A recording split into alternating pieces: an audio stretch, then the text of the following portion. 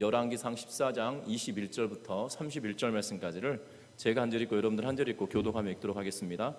솔로몬의 아들 르호보암은 유다 왕이 되었으니 르호보암이 왕 위에 오를 때에 나이가 41세라. 여호와께서 자기 이름을 두시려고 이스라엘 모든 지파 가운데에서 택하신 성읍 예루살렘에서 17년 동안 다스리니라.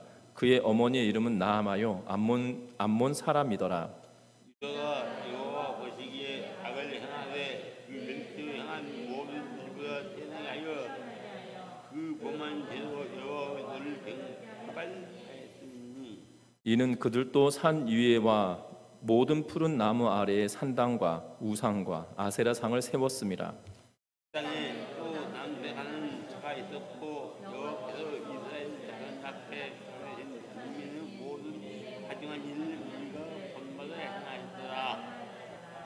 르호보암 왕 제5년에 애굽의 왕 시삭이 올라와서 예루살렘을 치고 여호와의 전임 고문과 왕궁의 고문을 못이 빼앗고 또 소용을 만든 빈방풀 다 빼앗습니다.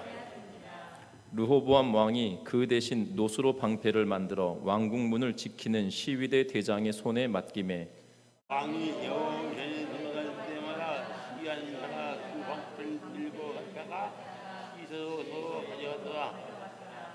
르호보암의 남은 사적과 그가 행한 모든 일은 유다 왕 역대 지략에 기록되지 아니하였느냐. 르호보암과 사이에 항상 전쟁이 있습니다. 같이 읽습니다. 르호보암이 그의 조상들과 함께 자니 그의 조상들과 함께 다윗성에 장사되니라. 그의 어머니의 이름은 나아마요 암몬 사람이더라. 그의 아들 아비암이 대신하여 왕이 되니라. 아멘. 우리 서로 인사 나누고 말씀 나누겠습니다. 사랑하고 축복합니다. 어느 날 하루살이와 메뚜기가 함께 놀고 있었다고 합니다. 저녁 무렵이 되자 메뚜기가 하루살이에게 이렇게 말합니다. 오늘은 그만 놀고 내일 만나자 라고 이렇게 이야기를 했습니다. 그러자 하루살이가 내일이 뭔데? 라고 되물었습니다. 그러자 메뚜기가 내일을 설명하는데 어떻게 설명하냐면 캄캄한 밤이 지나면 밝은 날이 오는데 그게 내일이야 라고 이야기하니까 하루살이는 메뚜기의 말을 이해를 할 수가 없었던 것입니다. 어느 날 하루는 그 메뚜기가 개구리와 함께 놀고 있었습니다. 그러던 개구리는 날씨가 추워지니 그만 놀고 내년에 만나자 라고 말을 했습니다. 그러자 메뚜기는 내년이 뭔데? 라고 이렇게 되물었습니다. 내년은 겨울이 지나고 날이 따뜻해지는 봄이 오는 것을 말하는 거야 라고 말하며 개구리가 메뚜기에 말했는데 메뚜기는 개구리의 말을 이해할 수도 없었고 알아들을 수도 없었습니다. 사람이 죽은 뒤에 영생이 있다라고 성경은 분명하게 말합니다. 그러나 이 영생에 관한 천국에 관한 또한 천국을 갈 수 있는 또한 영생을 누릴 수 있는 복음에 대하여 이야기할 때 교회 밖에 있는 사람들은 그것을 이해할 수도 또한 깨달을 수도 없는 것을 보게 되어지죠. 사람들도 마찬가지고 또한 이 하루살이나 메뚜기도 그가 경험해 봤던 그 경험치만 이해할 수밖에 없다라는 사실입니다. 특별히 믿음의 삶을 살아가는 저와 여러분들도 하나님의 말씀대로 살아내지 못하고 하나님의 말씀에 순종하는 삶을 살지 못하면 우리 또한 우리의 경험치만큼만 하나님을 알아갈 수밖에 없다는 거예요. 그런데 우리 인생이 길어야 100년이다라고 말합니다. 왜냐하면 요새는 100세 시대라고 말하기 때문이죠. 정말 길어야 100세입니다. 그렇다고 해서 100세가 넘은 분들이 많느냐? 또 그것도 아니거든요. 그런 거 보면 100년을 살아가는 인생의 경험치에 비하면 영원부터 영원까지 온 우주와 만물을 다스리시고 조성하시고 다스리시는 그 하나님의 계획과 또 하나님의 뜻을 우리는 알 수가 없다는 겁니다. 그러하기에 저와 여러분들이 하나님의 말씀을 더욱더 깊이 알아가고 그 말씀대로 순종하는 삶을 살아냄으로 말미암아 하나님께서 우리에게 보여주시는 하나님의 놀라우신 은혜와 하나님의 놀라우신 계획과 하나님께서 우리에게 주시는 비전들을 보고 꿈꾸며 살아갈 수 있는 은혜가 있으시기를 주의 이름으로 부탁드립니다. 하나님은 아브라함을 통하여 하나의 민족을 이루시고 그리고 아브라함을 통하여 약속하셨던 일들을 모세를 통하여 이루어가고 계시는 것을 보게 됩니다. 또한 모세를 통하여 이루었던 일들을 하나님께서 여호수아를 통하여 이어가게 하시고 여호수아를 통하여 가나안 땅에 정착하게 하신 이후에 하나님의 나라가 확장되어져 가고 든든하게 서가길 바라셨는데 가나안 땅에 들어왔던 이스라엘 백성들은 하나님의 뜻대로 행하지 않아서 징계를 받고 사사가 세워지고 또 징계를 받고 사사가 세워지는 반복의 연속이었다는 겁니다. 그러던 중 이스라엘의 왕이 세워지고 다윗 왕과 같은 정말 하나님께서 귀하게 쓰시는 하나님 마음을 기쁘시게 하고 하나님 마음에 합당한 자가 나라를 다스림으로 인하여 든든하게 나라가 세워졌던 것을 보게 됩니다. 뿐만 아니라 그의 아들 솔로몬도 하나님께 지혜를 구하며 하나님께서 꿈꾸셨던 일들을 이루어가고 있는 그러한 모습을 보다가 결국 그가 범죄함으로 나라가 나뉘어지고 또한 그의 아들 르호보암에 관한 이야기를 오늘 본문에서 기록해 놓고 있는 것을 보게 됩니다. 안타까운 사실은 아버지 솔로몬의 초기 통치 시절이나 아니면 그의 할아버지였던 다윗이 하나님을 섬겼던 마음이 르호보암에게 있었다라면 그가 조금 더 나았을 텐데 그러지 못했다라는 사실들은 참으로 안타깝다는 것이지요. 그래서 르호보암과 유다의 이야기는 어떻게 보면 현실을 살아가는 우리들의 이야기처럼 보여지기도 합니다. 하나님께서 이 나라와 민족을 위하여 정말 선교사들을 보내시고 또한 선교사들을 통하여서 이 나라 민족이 예수 그리스도를 알게 하시고 또한 나라와 민족이 하나님께서 주신 그러한 비전과 꿈을 가지고 변화되어져 가고 새롭게 되어져 갔던 것들을 우리는 보게 됩니다. 어떻게 보면 의학이나 학문이나 서양의 문화들을 접할 수 있던 기회가 없던 그때에 선교사들을 통하여 접하게 되어지고 또한 더욱더 발전시켜 갈 수 있는 기회가 되었다는 거죠. 또한 한국 전쟁으로 말미암아 폐허가 되었던 이 땅에 이 수많은 도움으로 인하여서 이 나라가 회복되어져 가고 세워져 갔음을 우리는 기억합니다. 더불어 믿음의 사람들이 그 일들을 이루어갈 때 어떠한 역할을 했었는지 또한 역사적인 사실들 통하여서 우리가 알 수 있는데요. 그리고 하나님께서 축복하셔서 경제적인 성장을 이루었고 하나님께서 이 땅에 복을 주셔서 수많은 선교사들을 파송할 수 있는 힘을 가질 수 있었던 것들을 보게 됩니다. 그런데 어느덧 우리의 삶은 그렇게 되지 않아지는 것 같습니다. 우리가 추구해야 할 가치는 잃어버렸고 그리고 윤리적으로 타락한 나라가 되었으며 강대국의 위협 가운데 흔들리는 그러한 나라가 되어져 버린 것을 보게 됩니다. 이 강대국에 의하여서 휘둘려지는 그러한 상태는 오늘 내일의 일은 아니고 과거로부터 있었던 일이지만 그럼에도 불구하고 점점점 어려워지는 그러한 국제적인 정세 가운데 놓여져 있는 것을 보게 됩니다. 뿐만 아닙니다. 남북 간의 관계가 좋은 듯 했다가 안 좋은 듯 했다가 또 좋은 듯 했다가 안 좋은 듯 했다가 하면서 계속적으로 불화가 있는 것들을 보게 되는 모습은 이스라엘의 모습과 비슷한 그러한 상황이 아니겠나 싶습니다. 지금 르호보암 왕 때 남과 북으로 나누어졌습니다. 국제적인 정세가 만만치 않습니다. 솔로몬 시대에 강력했던 경제가 이제는 그 경제가 솔로몬에 비하면 아무것도 아닌 것처럼 보여지는 그러한 시대를 직면하고 있는 모습을 보게 됩니다. 코로나로 인하여서 경제는 어려워지고 세계 경제가 어려워지고 그리고 금리는 올라간다고 하고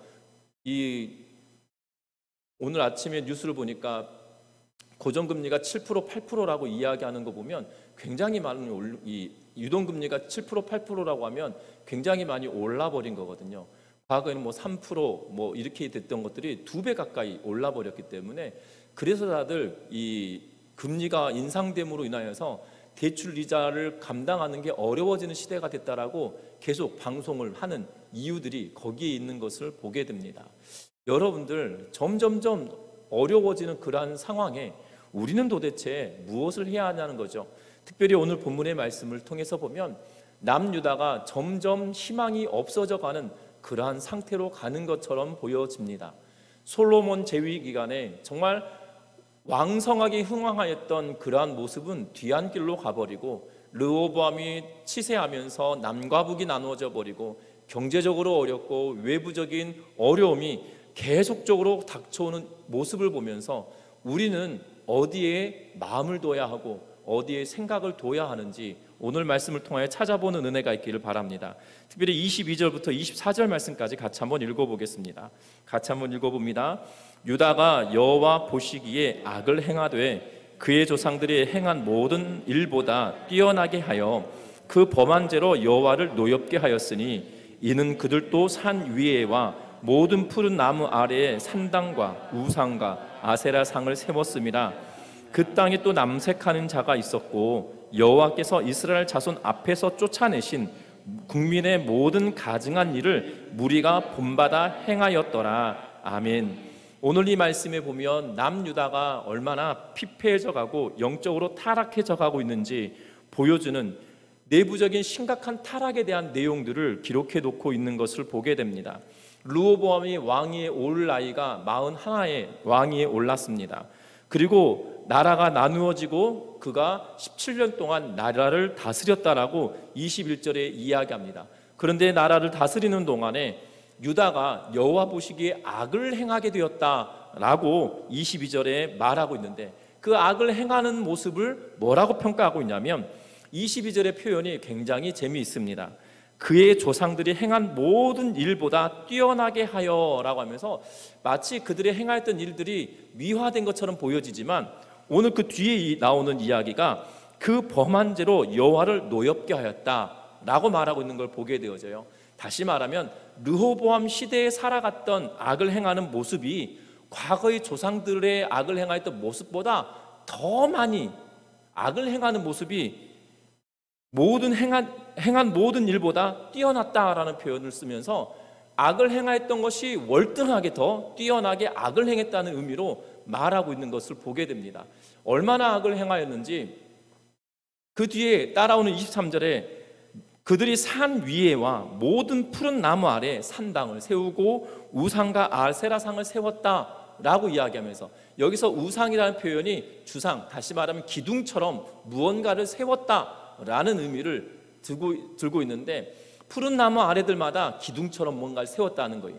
그리고 산꼭대기마다 무언가 기둥처럼 세워서 그곳에서 참배하고 제사를 지내고 그것들을 경배하고 섬기고 있는 그러한 일들을 행했다라는 것이에요. 놀라운 것은 여러분들 르호보암과 다윗의 차이가 얼마나 되냐면 40년 조금 더 된 시간이었거든요. 그러니까 솔로몬 치세 기간이 40년인데 그 치세 기간 40년 동안 초반은 하나님을 잘 섬기고 성전도 짓고 일했기 때문에 딱 절반을 나누자라면 어떻게 보면 20년 상간에 나라가 완전히 바뀌어져 버린 거예요. 그런데 그 나라가 바뀌어진 그 상간에 르호보암이 거기다 무엇을 더한 거냐면 모든 산들마다 주상을 세우고 기둥으로 뭔가 우상을 세워놓고 푸른 나무들마다 무언가를 세워놓고 거기에 절을 하고 그것을 경배하며 하나님을 떠난 삶을 살아가고 있었다는 거죠. 뿐만 아닙니다. 24절에 그 땅에 또 남색하는 자가 있었다라고 이야기하면서 남색하는 자는 뭐냐면 동성애를 나타내고 있는 표현이에요. 그런데 그것이 어떤 의미냐면 이방신을 섬길 때 여러분들 당시 고대근동 사회에서 이방신을 섬길 때 어떻게 섬기냐면 그 신들이 사람들이 행하는 음란한 행위를 보고 그들이 흥분해서 기분이 좋아서 그들에게 축복을 내려준다라고 생각을 했던 거예요. 그래서 신전에는 여인들을 두고 남자들을 두어서 같은 동성끼리 성행위를 하면서 그들로 하여금 그들이 섬기는 신을 흥분하게 하고 기쁘게 만들어서 우리에게 축복을 준다라는 생각을 하도록 만드는 것이 고대 근동과 당시 이 그리스 문화권에 있었던 그러한 제사 방법들이었거든요. 그래서 여인들이 여사제라는 표현으로 쓰면서 신전에 있었고 남자들도 남사제라고 하여서 신전에 있었던 일들을 보게 된다는 거예요. 그런데 그러한 일들이 고스란히 지금 유다 땅에 들어와 있다는 거예요. 20년 상간이 얼마나 많은 일들이 있었는지 모르겠으나 하나님을 섬기며 하나님의 뜻대로 살아갔던 그들의 추악하게 나락으로 떨어지는 모습은 한순간이었다는 거죠. 다윗의 치세가 40년입니다. 그 이전에 사울 왕도 40년을 치세하는데 그 가운데 사울 이전에 사무엘로 하여금 이스라엘이 하나님의 통치를 받았고, 사울 왕 초기에도 하나님의 통치를 받았으며, 다윗의 40년의 치세 동안에는 하나님의 통치하심을 실제적으로 이루어지는 그러한 일들을 경험했던 그들이에요. 그리고 솔로몬 왕 치세 초기에는 그들이 하나님의 능력을 보았고, 심지어 성전을 지으면서 하나님의 영광을 보았던 그들이었어요. 그런데 지금은 나락으로 떨어질 만큼 떨어져 버리는 모습을 보게 됩니다. 그래서 열왕기상 저자가 뭐라고 이야기합니까? 24절에 보면 이스라엘 앞에서 쫓아내신 국민의 모든 가증한 일을 무리가 본받았다. 하나님이 그들을 다 쫓아내셨던 이유가 뭐냐면, 가나안 땅에 있었던 초창민들을 쫓아내셨던 이유는 그들의 죄악이 관영하였기 때문이었거든요. 창세기 15장에 보면 여부수 족속을 쫓아내지 않았던 이유가, 아브라함의 후손들을 애굽 땅에서 400년 동안이나 객살이하고 4대 만에 돌아오게 하겠다고 하셨던 이유가, 그들의 죄악이 아직 관영하지 않아서 그들의 죄값으로 그들을 쫓아내고 없애고 또한 그들을 진멸하는 그러한 일들에 대한 일이 준비가 아직 되어지지 않았기 때문에 그 죄악의 문제를 해결하기 위해서 지금 이스라엘 백성들을 그곳으로 보내고 있는 그러한 모양새거든요. 그래서 그 토착민들을 다 진멸하라 라고 말씀하시며 이야기하고 있는 이유가 바로 이런 영적으로 타락한 상태에 있는, 더욱더 받아들일 수 없는 상태에 있는 일이기 때문이었다는 거예요. 그런데 그러한 일들을 지금 이스라엘 백성들이 하나님이 그들 앞에서 다 쫓아냈던 일들을 다 받아들이고 그 가증한 일들을 행하고 있는 상태가 되었다라고 말하고 있는 것을 보게 됩니다. 여러분들, 우리가 기도하고 간구해야 될 대목이 이 부분인 것 같아요. 여러분들, 참으로 이 나라 민족이 정말 그리스도인들의 피와 땀과 눈물로 인하여 나라가 점점점 흥황했습니다. 나라가 흥황해져 가는 이유는 여러 가지가 있을 거예요. 가장 이 사회학자들이 평가할 때 대한민국이 이렇게 짧은 시간 동안에 선진국의 반열에 오를 수 있었던 첫 번째 이유를 부모님들이 자녀를 양육하는 교육열이다라고 이야기를 해요. 교육열이다. 그리고 또 하나가 뭐냐면 대한민국 사람들이 근면성실하다라는 표현을 씁니다. 그리고 또 하나가 무엇이냐면 이 뛰어났던 사람들이 앞서서 무언가를 개척해냈던 일들로 말미암아 되어진 것이다라고 말해요.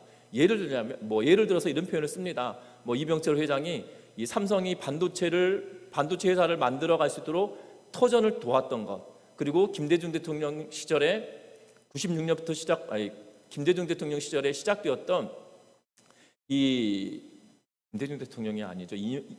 김영삼 대통령 시절부터죠. 우리나라의 광케이블을 그 이전부터 시작하여서 온라인 광케이블을 엄청나게 깔았어요.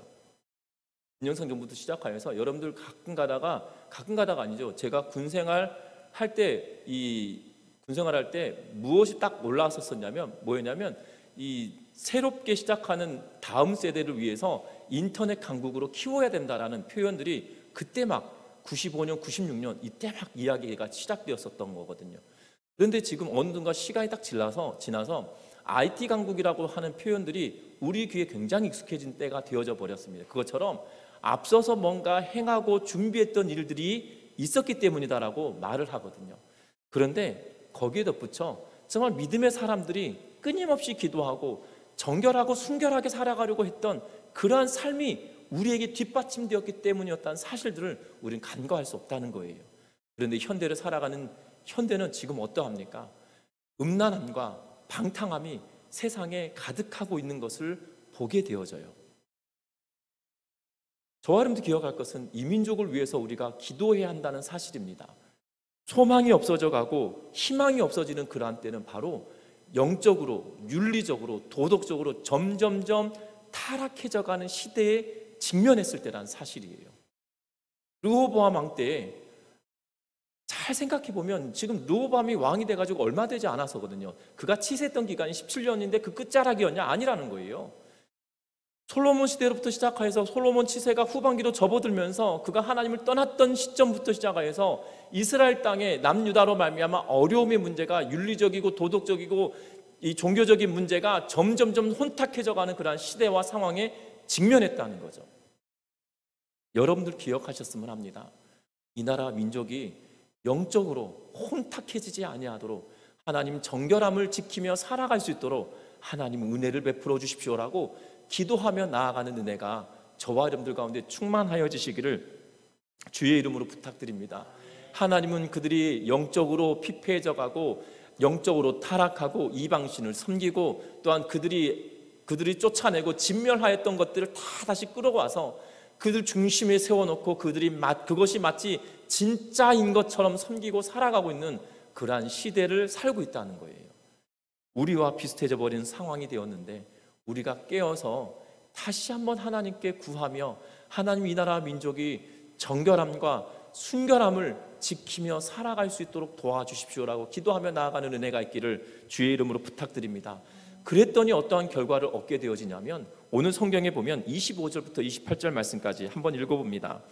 르호보암 왕 제5년에 애굽의 왕 시삭이 올라와서 예루살렘을 치고 여호와의 성전의 보물과 왕궁의 보물을 모두 빼앗고 또 솔로몬이 만든 금방패를 다 빼앗은지라 르호보암 왕이 그 대신 노수로 방패를 만들어 왕궁문을 지키는 시위대 대장의 손에 맡김에 왕이 여호와의 성전에 들어갈 때마다 시위하는 자가 그 방패를 들고 갔다가 시위소로 도로 가져갔더라. 아멘.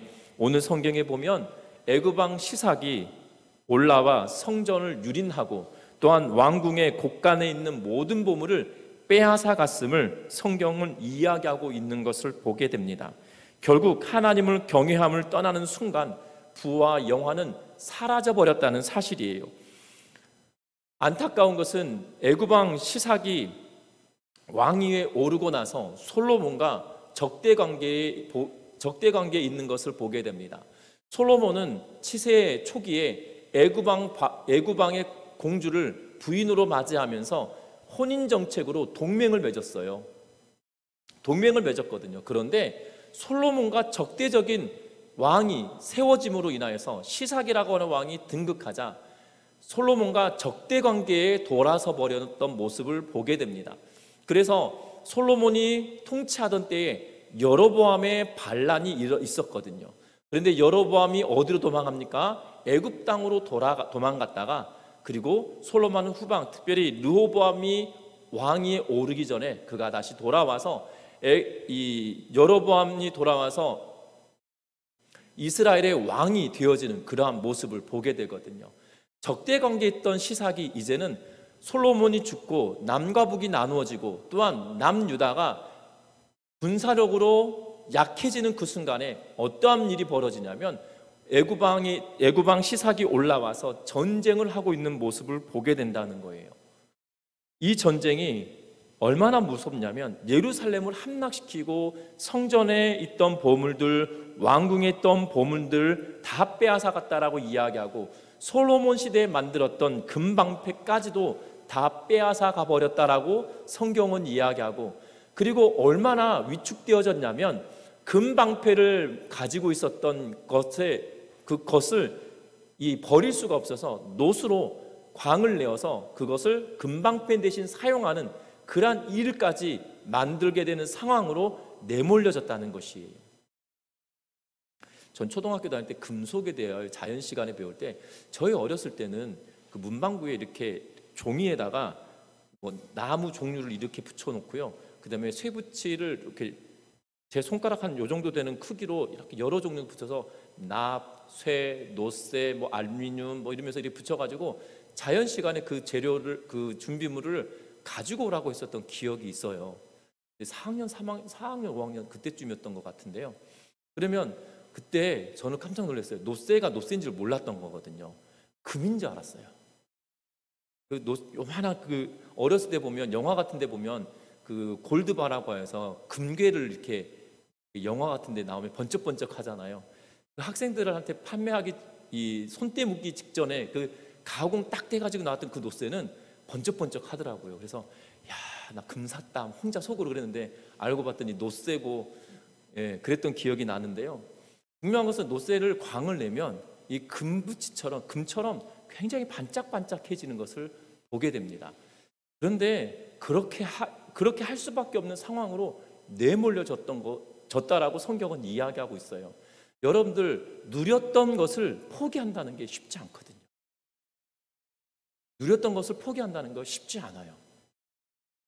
그래서 과거에는 이런 말을 하죠. 만석군이 많은게도 3년은 먹는다라는 표현을 썼는데 3년, 요즘 말로는 재벌이 망해도 먹을 것이 없다라고 합니다. 왜냐하면 그 씀씀이가 줄어들지 않거든요. 그만큼이나 누렸던 것을 포기한다는 것이 쉽지 않아요. 금방패를 들고 왕이 성전을 갈 때마다 호위병들이 쫙 도열을 하며 금방패로 이렇게 도열을 하며 시위병들이 이렇게 뭐라고 하죠? 이걸 의전을 딱 할 때 그 모습이 얼마나 화려했겠어요. 그것을 누렸던 르호보암이 성전 갈 때 그것이 없어졌으면 얼마나 허전할까요? 오늘 성경에 보니까 27절과 28절의 말씀에 보면 놋 대신 방패를 만들어 왕궁문을 지키는 시위대 대장의 손에 맡겼다. 그리고 성전 들어갈 때마다 시위하는 자가 그 방패를 가지고 나왔다가 들어갔다가 계속 반복하는 거예요. 누렸던 것을 포기하기가 쉽지 않거든요. 그런데 우리가 중심을 두고 눈으로 보아야 될 건 뭐냐면 시삭이 전쟁을 치루었다는 거죠. 애굽왕 시삭이 예루살렘으로 올라와 전쟁을 치렀다는 대목에 우리는 관심을 가져야 한다는 거예요. 여러분들 왜 애굽왕 시삭이 올라왔습니까? 당시 정치적인 상황을 보면 앞에서도 말씀드렸지만 솔로몬과 적대 관계였고 또한 솔로몬이 죽고 남과 북으로 나누어졌고 르호보암의 왕권과 군사력이 약해졌기 때문에 시삭이 올라오는 것은 정치적으로는 당연한 모양새예요. 그런데 우리가 정치적으로만 볼 문제가 아니라 이 열왕기상의 저자가 단지 정치적인 이야기를 쓰고 싶어서 이 내용을 썼겠냐는 거예요. 아니라는 거죠. 오늘 성경의 말씀에 보면 우리가 읽었던 24절에 이스라엘 자손 앞에서 여호와께서 이스라엘 자손 앞에서 쫓아냈던 그 국민들의 모든 가증한 일을 다 쫓아냈는데 다시 그들이 받아들였다는 거죠. 그럼 뭔 거예요? 그 가증한 일을 받아들였던 그들이 이 가증한 것을 쫓아내기 위하여 무엇한 거예요? 다시 외부 세력을 통하여 하나님께서 그것들을 흩으시고 있는 것을 보게 되는 거죠. 마치 가나안 땅에 정착하였던 여부수 족속이 행하였던 그 악행들을 하나님께서 이스라엘 백성들을 통하여 그들을 다 쫓아내시고 파괴하시고 멀리하게 하셨던 그 하나님께서 이제는 시삭을 통하여 그러한 것들 다 깨트리시고 파괴하시고 흩트도록 만드신 일들을 시작하고 있다는 거예요. 여러분들 기억해야 합니다. 나라 민족을 위해서 기도할 때 이 민족이 우상 숭배와 악한 영을 불러들이는 일들을 행하는 것뿐만 아니라 더 중요한 것은 우리가 영적으로 순결해야 될 텐데요. 중요한 것은 이 나라 민족이 그들이 가지고 있는 이 기득권자들이 가지고 있는 그 욕심으로 말미암아 계층 간의 갈등이 야기되어지고 계층 간의 이동이 원활해지지 않으면 어느 순간 하나님은 외부의 힘을 통하여 흔들어 버리신다는 사실이에요. 두려워하고 염려해야 될 사실이라는 겁니다. 그런데 이 사회가 점점점 양극화 이야기하는데요. 양극화가 가까워지진 않아요. 점점 더 심각해질 겁니다. 그런데 우리가 보아야 될 것은 무엇이냐면 결국 하나님은 그대로 두지 않으신다는 거예요. 하나님은 역사 가운데 계층 간의 벽이 두터워진 만큼 하나님은 외부의 힘을 통하여 그것을 흩으시고 흔들어 버리시는 것을 우리는 끊임없이 보았다는 사실이고 역사를 통해 보아왔다는 것이에요. 특별히 이스라엘 백성들이 행하지 않아야 될 일들을 행함으로 말미암아 행하였던 이들을 쫓아냈듯이 그들을 다시 쫓아내고 있는 그러한 시발점을 보여주고 있다는 거죠. 맛보기로 보여주고 있는 모습이 이 시삭을 통한 일이었다는 것을 우리는 기억해야 합니다. 분명한 것은 이 나라 민족의 안전도 하나님께서 붙들어주지 않으시면 안전을 지킬 수가 없거든요. 하나님께서 이 땅을 흔드신다라면 이 민족이 감당할 수 없을 거라는 거죠.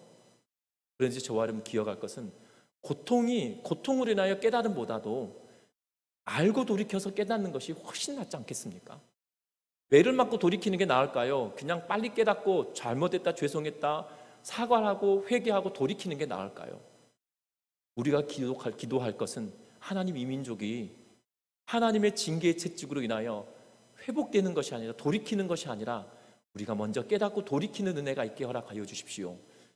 위정자들과 기득권자들이 그들의 욕심과 욕망으로 인하여 이 민족이 더욱더 악해져 가는 것이 아니라 이 나라 민족이 더욱더 온화해져 갈 수 있도록 도와주십시오. 욕심으로 인한 타락이 아니라 하나님 이 민족이 욕심으로 인한 타락이 아니라 하나님께서 기뻐하시는 그 길을 다시금 걸어갈 수 있도록 은혜를 더하여 주십시오라고 기도하는 은혜가 있으시기를 주의 이름으로 부탁드립니다. 특별히 믿음의 사람들이 더 이런 일들을 앞장서야 할 것 같습니다. 참으로 감사한 일은 이 믿음의 사람들이 여러분들 기부하고 기증하는 그러한 일들에 있어서만큼은 하나님을 믿는 사람들이 가장 많이 기부하고 가장 많이 힘쓴다는 거죠. 특별히 장기 기증에 관한 이야기를 들어보면 80% 이상이 그리스도인들이라고 이야기를 해요. 여러분들 안타까운 것은 이 코로나 팬데믹 이후에 이 혈액이 부족하다고 굉장히 많이들 이야기가 나오잖아요. 혈액 공급이 원활하지 않다라고 방송을 통해서 들었을 거예요.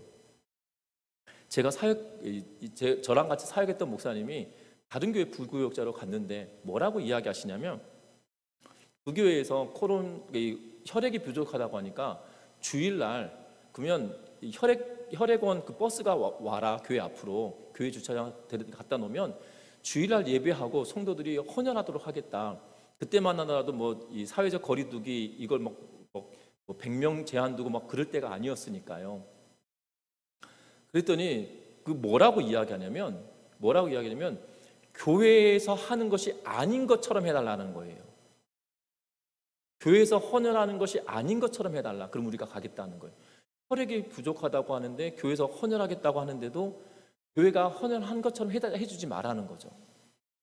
그때만 해도 굉장히 대구 신천지 문제, 교회들에서 이렇게 집단 감염이 나온 그 시즌이었기 때문이죠. 지금도 여전히 혈액이 부족하다고 합니다.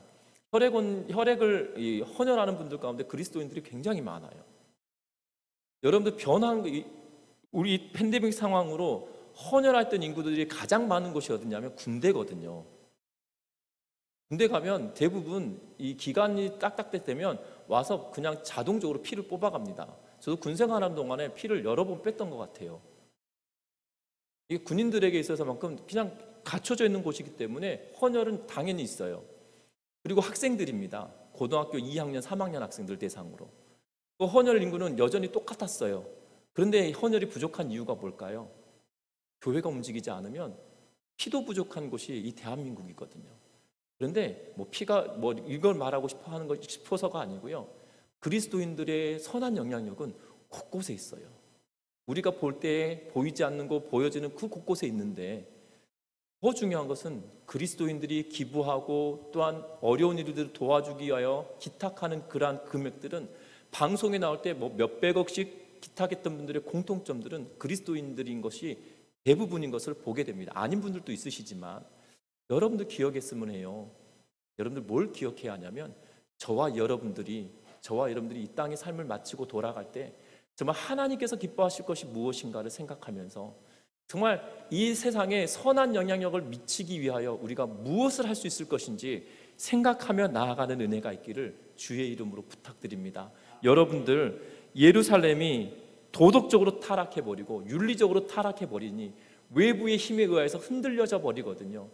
우리 믿음의 사람들이 도덕적으로나 윤리적으로나 영적으로나 더욱더 견실하고 견고하게 든든하게 세워져가는 은혜로 말미암아 이민족이 어려움 당치 안으로 그 앞장설 수 있는 우리 모두가 되시기를 바랍니다. 뿐만 아닙니다. 안타까운 것은 남과 북이 나누어지고 난 이후에 여로보암과 르호보암이 끊임없이 분쟁하고 있다는 거예요. 30절 말씀 같이 한번 읽어봅니다. 르호보암과 여로보암 사이에 항상 전쟁이 있으니라. 아멘. 여기 표현은 항상이라는 거예요. 항상 싸웠다는 거죠.